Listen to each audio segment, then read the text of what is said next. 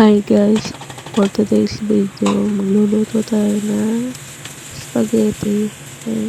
Alam niyo naman yung pagluluto ng spaghetti, diba?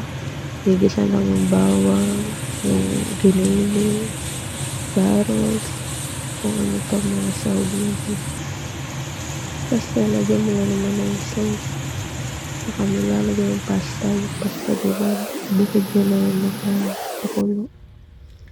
Saka mo ihalo dito sa sauce. Yun pa.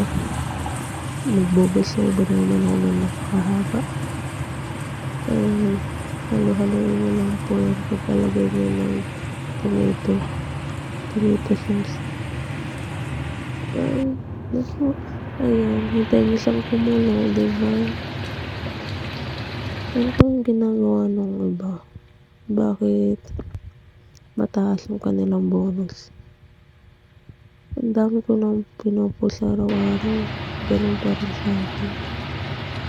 Ayun po, nalagyan na din po yung pasta dyan. Tapos, ito na lang din kumulo. Luto na yun. Ganyan lang po kadali. At ang ganda ng pasta na ginamit dyan ng oat. Tapos, saka mo lalagyan ng marami keso, mozzarella cheese. Ewan ko, basta yun na yun. Masarap ng spaghetti pag maraming keso. Diba? Yun ang gusto ko dun sa spaghetti. Matamis at maraming keso.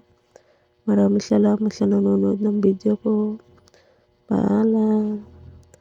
Ayan, nagpakit muna ako.